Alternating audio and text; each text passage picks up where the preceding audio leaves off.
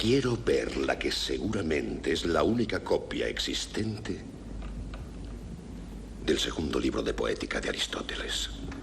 Ah, Guillermo, qué magnífico bibliotecario hubierais sido. Tened.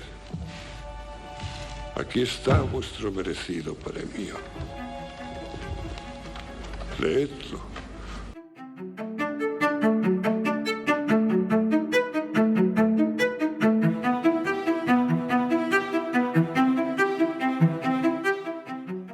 A Thomas Mann le dolía Alemania, y esto no deja de resultar sorprendente, porque como buen espécimen de la burguesía alemana, Mann había nacido en el seno de una acaudalada familia de la Liga Hanseática, vivió durante gran parte de su vida, esto es, hasta casi los 40 años de edad, cuando estalla la Primera Guerra Mundial, en lo que Stefan Zweig denominó en su obra El mundo de ayer, la edad de la seguridad. Dicha edad se caracterizaba especialmente por una suerte de arrogancia fundamentada en el convencimiento del idealismo liberal, de, y cito al propio Zweig, ir por el camino recto e infalible hacia el mejor de los mundos. Se miraba con desprecio a las épocas anteriores, con sus guerras, hambrunas y revueltas, como a un tiempo en que la humanidad aún era menor de edad y no lo bastante ilustrada. Y es que la vida de Thomas Mann puede ser vista como el epítome de lo que la vida de un escritor liberal y burgués debería ser. Con apenas 26 años de edad, publica una obra imprescindible de la literatura alemana, Los Buddenbrück.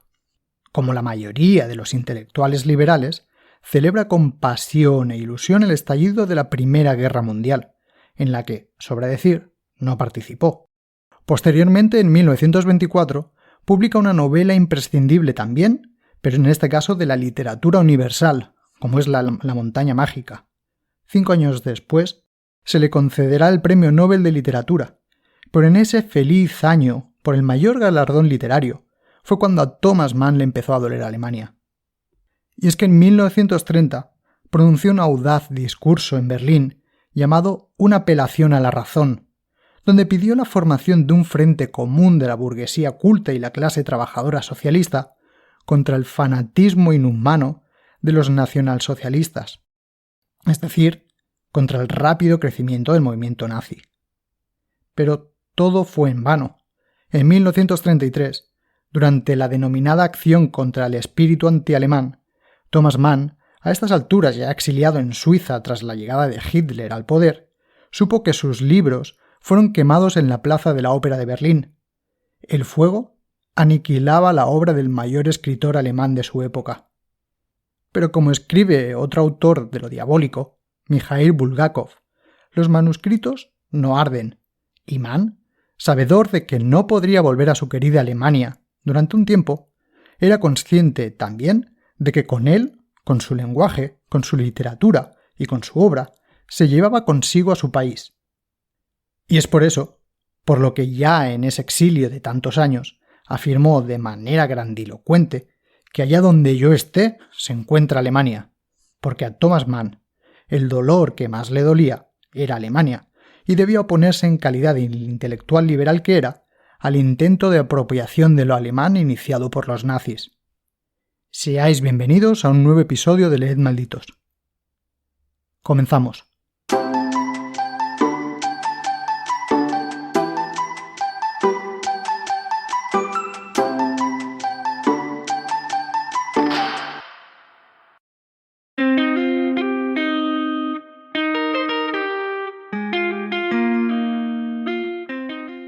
Considero que en la historia universal de la literatura no hay más de 30 escritores que han marcado un antes y un después, y seguramente son menos de 30. Pero cuantos sean, no importa, Thomas Mann es sin lugar a dudas uno de ellos.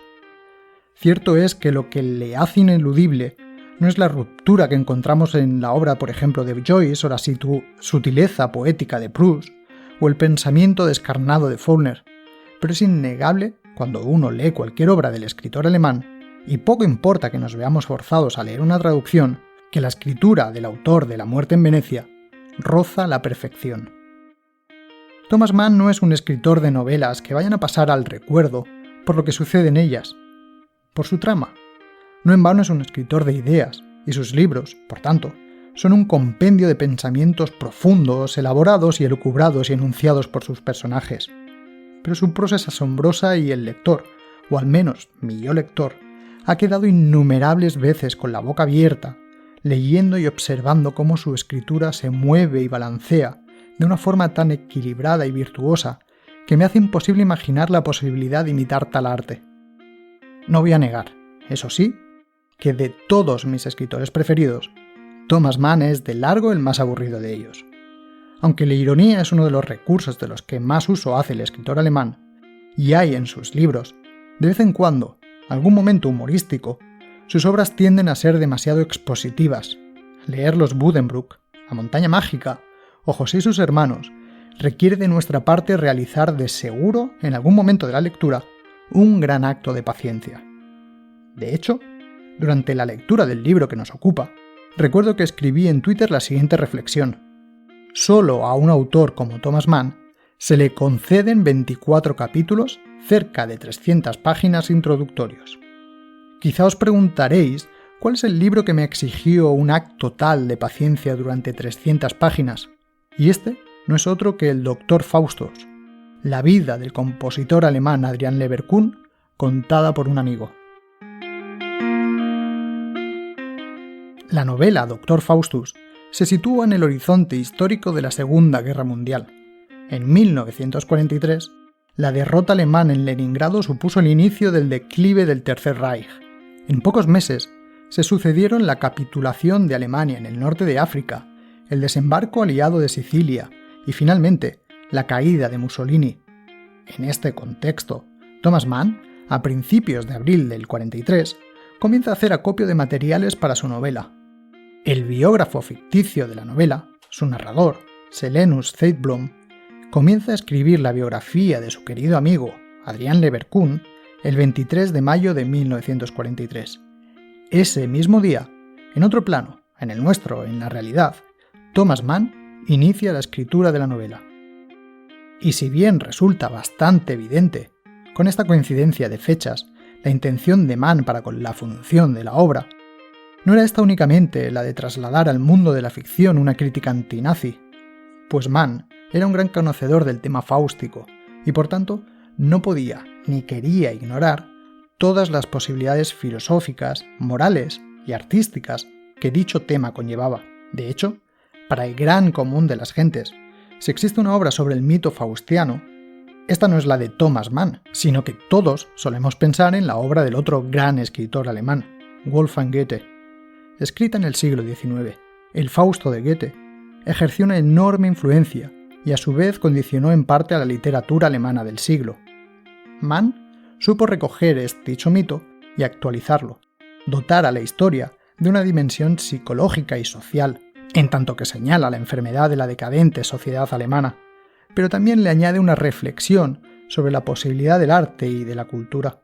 Aun y así, no se puede negar que el tema predominante del libro es el de la posible culpa alemana por los crímenes contra la humanidad cometidos durante la guerra, porque esta fue, sin duda, la gran preocupación de Thomas Mann durante los meses previos al inicio de la escritura de dicha obra.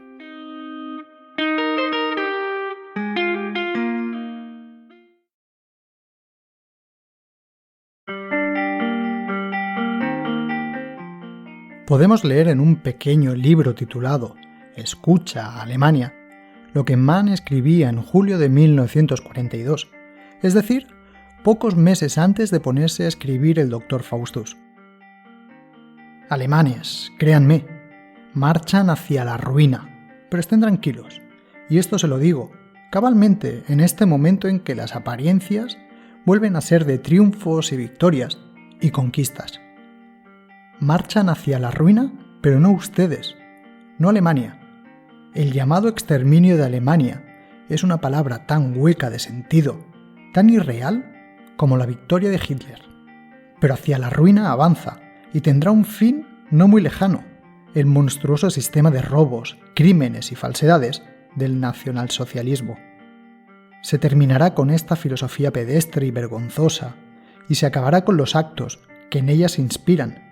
Hay que liquidar a sus caudillos, a sus inspiradores y sus cómplices, a sus servidores y beneficiarios, a sus generales y diplomáticos y a las hienas de su Gestapo. Y también habrá que liquidar a los que le allanaron el camino y a sus escuderos, los periodistas y filosofastros que laminan sus botas, a los geopolíticos y a los geógrafos militares y a los profesores de arte bélica y de doctrina racista. Alemania será purificada de todo cuanto ha tenido que ver con la inmundicia del hitlerismo y de todo lo que la hizo posible. Y en Alemania y en el mundo se instaurará una libertad que tendrá fe en sí misma, cuidará de sí misma y se sabrá defender. Y pondrá por delante no los hechos sino las ideas, que son lo que une al hombre con Dios. Como decía al inicio, y de hecho como se indica en el subtítulo varias veces omitido de la novela, la vida del compositor alemán Adrian Leverkühn, contada por su amigo Thomas Mann y Silenus Seiblom, el amigo del susodicho compositor alemán, comienza la narración del auge y de la caída de sus respectivos sujetos el mismo día. Y en ese 27 de mayo de 1943, el narrador del Dr. Faustus se impone la misión de escribir la biografía de su amigo, Adrian Leverkühn, desde el principio. Y de este modo, en los primeros 24 capítulos, nos encontramos con una Bildungsroman, una novela de formación típica y tópica. Es imposible escribir una biografía, narrar el proceso ascensorial de una inteligencia, sin dar cuenta a los lectores de lo que fueron los comienzos del principiante en la vida y en el arte, desde el banco mismo de la escuela, cuando empezó a escuchar, a atisbar, a aprender. No voy a negar que pareciéndome muy buenas estas primeras páginas de la novela, en las que asistimos al crecimiento de Adrian Leverkühn y del mismo Silenus Seiblom, a sus primeros estudios filosóficos, religiosos y a sus primeras experiencias vitales importantes, como decía en ese tuit publicado, requirieron de mí cierto acto de paciencia y confianza en el arte del escritor alemán, porque el estilo de Thomas Mann es demorado, detallista, a veces en exceso, y centrado más en la interioridad de sus personajes que en lo que estos mismos realizan. De hecho, una posible crítica que sobrevuela las obras de Thomas Mann es la presencia quizá excesiva del narrador en ellas. Derivado de ello, puede ocasionarse la sensación de que sus personajes son autómatas dirigidos por una voluntad superior. Y es cierto que todo el juego literario es precisamente ese, la de unos autómatas dirigidos por un genio creador. Pero la magia de ese mismo juego es, a mi juicio, esconder con el mayor celo posible los hilos que mueven a esos mismos autómatas. Pero, tras esos 24 primeros capítulos, llegamos a unas páginas que solo Thomas Mann puede escribir. Todo el capítulo 25, en el que Silenus Seiblom anuncia que desaparecerá por un tiempo, y que el lector oirá la propia voz de Adrian Leverkühn, es sencillamente un ejercicio de maestría literaria, en la que el diablo le ofrece a Adrian Leverkühn, que ya ha decidido dedicar su vida a la composición musical y que además es sabedor de que ha contraído sífilis, habilidades musicales sobrenaturales para desarrollar un estilo musical llamado música del futuro. Este estilo se caracteriza por ser innovador y vanguardista, y se supone que representa una ruptura con las convenciones musicales tradicionales. Obviamente, no podemos esperar que el diablo ofrezca todo ello a cambio de nada. Un rebaño, una generación de hombres fundamentalmente sanos a partir de su concepción, se apoya en la obra del genio, enfermo de la genialidad enfermiza, le rinde homenaje, la admira, le exalta, la arrastra consigo, se confunde con ella y le llega a la cultura. Que no solo vive de pan, sino que necesita también las pócimas y venenos de la farmacia del mensajero salvador. Así te lo dice Samael el incorrupto, y no solo te garantiza que hacia el final de los años que te dispensa la ampolleta, la sensación de tu fe y de tu gloria será más fuerte que la que los dolores de la sirena y te llevará a alcanzar un bienestar triunfal, una crisis frenética de salud, un divino transporte. Esto no es más que el aspecto subjetivo de la cuestión, y sé que con ello no habrías de darte por satisfecho. Has de saber, por lo tanto, que respondemos plenamente de la eficacia vital de cuanto puedas hacer con nuestra ayuda. marcharás a la cabeza, abrirás los caminos del porvenir por tu nombre, y gracias a tu locura se consumirán de salud, y en ellos serás tú un hombre sano. De nosotros has aceptado tiempo genial, tiempo fecundo, 24 años completos. Esta es la meta que a partir de esta fecha te hemos fijado. Cuando hayan transcurrido esos años, cosa imprevisible, pues un periodo así es casi una eternidad, entonces iremos a buscarte. Pero en compensación, te seremos mientras tanto sumisos y obedientes en todo, y el infierno te será propicio. Con tal que tú renuncies, condición indispensable, a todo lo celestial y a todo lo terrenal. Como hemos visto, Leverkuhn debe aceptar recibir un don, convertirse en un genio artístico, en un creador de caminos durante 24 años de su vida, y a cambio debe entregar su alma al diablo para el resto de la eternidad. Y obviamente en esta trampa hay dos lecturas que podemos hacer como lectores. La primera es la que a mí personalmente más me ha interesado y me ha movido durante toda la lectura de la novela, que es la narración del auge y la caída del Tercer Reich alemán. La segunda es una suerte de análisis fenoménico del proceso de creación artístico.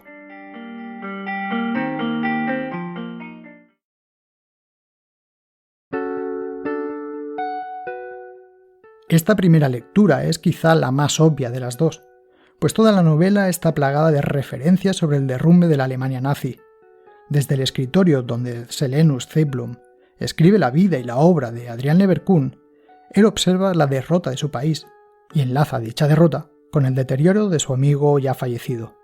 Nos encontramos ya en otoño y mientras tanto hemos sido testigos de la destrucción de nuestras más ilustres ciudades por los bombardeos aéreos, cosa que clamaría al cielo, de no ser por las víctimas nosotros y tan inmensa nuestra culpa. Pero como las víctimas somos nosotros, los clamores se pierden en el espacio y como la plegaria del rey Claudio no consiguen llegar al cielo.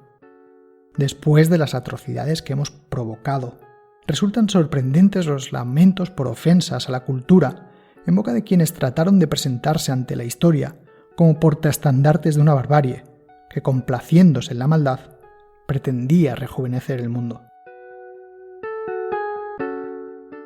Pero a pesar de lo obvio de tal vínculo, leer el Doctor Fausto, situado en esas coordenadas, no deja de ser un ejercicio interesante, pues Thomas Mann fue siempre un sujeto curioso en términos políticos.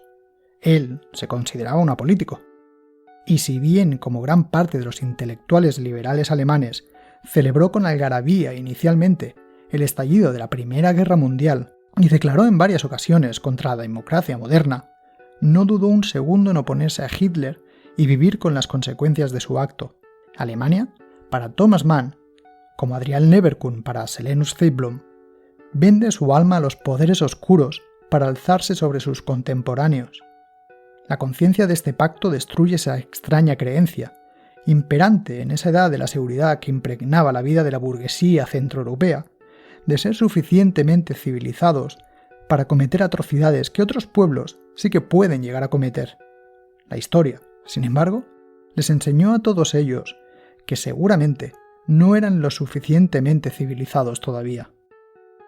¿Podrá decirse que lo que ahora se pone al descubierto son las tenebrosas posibilidades de la naturaleza humana como tal?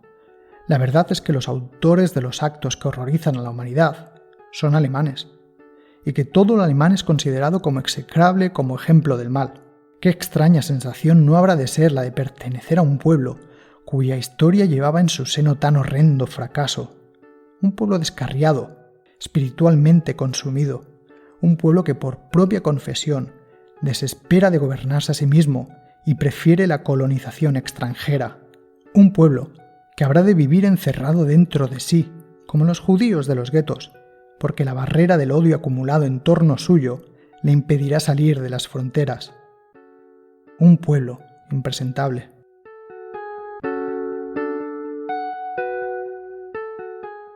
La segunda lectura posible nos lleva a terrenos más sutiles, los de la creación artística y sus dificultades. Sobre este tema encontramos las páginas más tensas y difíciles de la obra, pues el perfeccionismo y amor por el detalle de Thomas Mann fue tal que, llevado por la voluntad de dotar a su novela de verdadera profundidad musical, no olvidemos que Adrián Leverkun era compositor y creador de un nuevo estilo musical, acudió a amigos y conocidos para crear toda una teoría musical rupturista, pero a la vez coherente para su personaje. Y fue el filósofo de la escuela de Frankfurt, Theodor Adorno, quien, exiliado en Estados Unidos al igual que Thomas Mann, le ayudó a construir la estructura teórica de la música del futuro, creada por Adrián Leverkun. Dicha música del futuro estaba fuertemente inspirada por el dodecafonismo de Schoenberg. En la novela, Leverkun rompe con las convenciones tonales tradicionales de la música, y a medida que la historia avanza, su estilo se vuelve más experimental y complejo, y es que la exploración de nuevas técnicas y la ruptura formal de los mecanismos tradicionales de la expresión artística es uno de los temas centrales de la novela.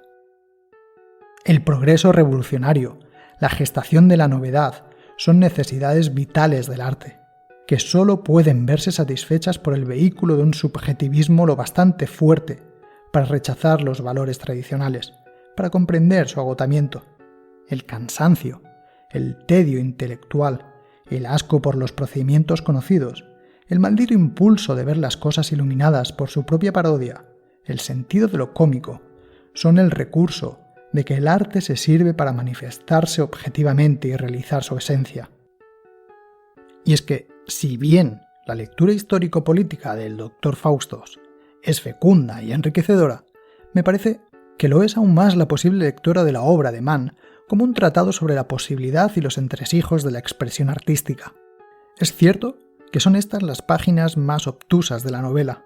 La profundidad con que se aborda el tema de la estructura musical puede llegar a asustar a más de un lector, pero no creo necesario llegar a entender todos los entresijos de dicha nueva propuesta para llegar a ver cuál es el motivo de todo ello. La representación del propio Leverkun, un creador capaz de pactar con el diablo, como la figura del artista libre de cualquier atadura social o moral. Dicha libertad conlleva el contrapeso de la búsqueda constante e imposible del límite de la potencia expresiva, pues para Thomas Mann esta es infinita y no debe proceder bajo ninguna otra condición que la encierre. El arte es espíritu, y el espíritu no tiene por qué aceptar obligaciones sociales o comunitarias. No debe aceptarlas, entiendo yo, si quiere defender su libertad y la nobleza de su estirpe. Un arte que emprende el camino del pueblo, que hace suyas las necesidades de la masa, del vulgo, de la mediocridad, acaba por caer en el desvalimiento y solo puede vivir de las ayudas del Estado. Y en estas palabras de la novela, recuperamos la figura del intelectual liberal que siempre fue Thomas Mann, alguien que vio sus mejores páginas arder en nombre de Alemania, alguien que supo alzarse frente a la masa equivocada y señalar el error, alguien que a través del arte, de sus palabras, se separó de su patria cuando ésta le constreñía y le limitaba para ser libre y poder seguir escribiendo. Y recuperando esta figura, podemos cerrar el círculo del Dr. Faustus, volviendo a su narrador, al Silenus Seiblum, que escribe la caída en desgracia de su amigo Adrián Leverkun, de la misma manera que Thomas Mann, de forma sutil, escribe la caída en desgracia de Alemania.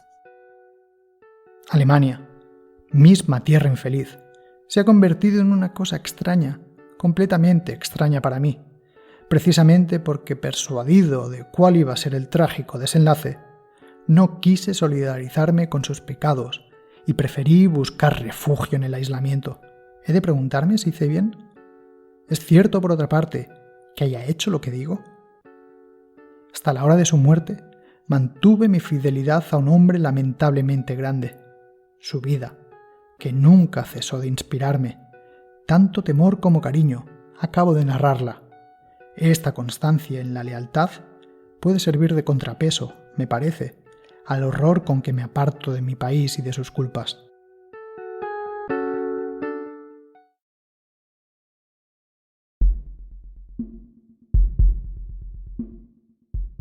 Leo en las páginas de esta novela la siguiente cita. Los rusos, declaró sentenciosamente Deutschlin, son profundos, pero carecen de forma. En el oeste hay forma, pero no profundidad. Los alemanes somos únicos en la posesión de una y otra. Y en cierta medida, estoy de acuerdo. Si tuviera que describir en pocas palabras a Thomas Mann, diría que es un Dostoyevski elegante. Su literatura abraza la profundidad de los autores rusos, pero la dota de la elegancia de los escritores franceses.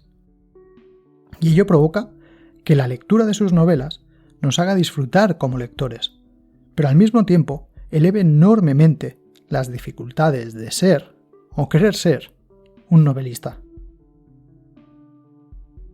Y hasta aquí el episodio dedicado a la novela diabólica de Thomas Mann. Leed Doctor Faustus. Tened paciencia con sus primeras páginas. Dejaos llevar por su elegante prosa, pues este Dostoyevski elegante, este escritor decimonónico del siglo XX, es capaz de escribir las mejores páginas de la literatura. Leed, malditos, leed, salvo el segundo libro de la Poética de Aristóteles. Hasta la próxima.